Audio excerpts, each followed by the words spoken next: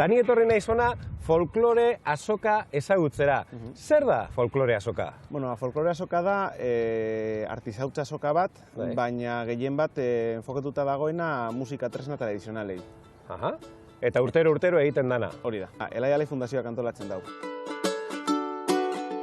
Zer da Elai Alai? Bueno, Elai Alai batez ere da dantzatalde bat.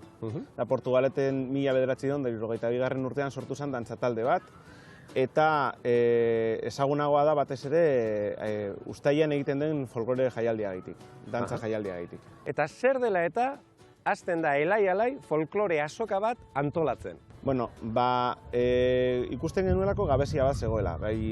Dantza jaialdia batez ere dantzara dagoelako zuzendua, eta musika, zuzeneko musika dago, baina musika pur bat aparte geratzen zen. Orduan, horregatik sortu zen ideia, musikaren inguruan azoka bat egiteko. Eta Ander, zenbat urteia folklore azoka hau antolatzen? Leleoko azoka izan zen 2005 urtean. 2005 urtean. Eta ordutik ona antolatzen duzu urtero? Hori da, urtero, pandemian urtean izan ezik, baina bai. Zer aurkitu aldugu folklore azokat? Denetarik. Etortzen dira peninsula guztiko lutierrak. Claro, eta lutierra aipatzen duzu, baina lutier bat ez dakinarentzat zer da? Lutier bat da instrumento egiten dituen. Eta ze motatako instrumentoak ikusi ditzakegu? Batez ere tradizionalak. Panderoak, gaita asko, sarrabeteak, sokasko musika tresna ezberdinak. Zuretzako zein izan da bereziena? Hemen Portugaleteko lutier batek egiten dituenak, Augusto, katxarrismosekoak. Horrek egiten dauz musika tresnak, olio latakaz, eskopetan kulatakaz eta holan. Zergatik segitzen du garrantzitsua izaten folklore azoka bat antolatzea? Alde batetik dalako, Euskal Herrian mota honetako azoka bakarra, eta batez ere lutierren eta artisau ezberdinen lana ikusarazteko oso garrantzitsua delako.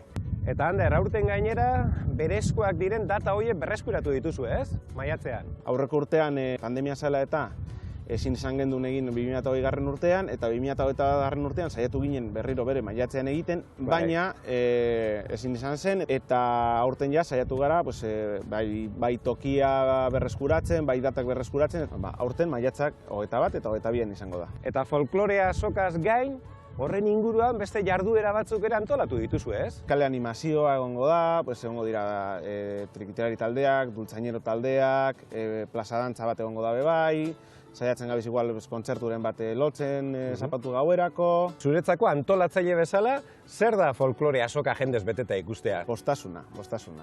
Azkenean da urte guztiko lan bat, eta fruituak eman dituena. Zer esango zenioke, pantailaren atzean dagoen bati azokara etortzeko, gonbidatzeko, animatzeko ona etortzera? Artisau azoka on bat ikusi nahi badut, eta hainbat kaleko jarduerataz gozatu nahi badute, nik animatuko nituzke etortzeko, ze asteburua polita eta kompleto izango da. Zu Elai Alaikoa izan da, Elai Alai dantzan ikusi beharko dugula, ez? Joango gara orduan ia ikustera zelan dantzatze duten? Ederto. Venga.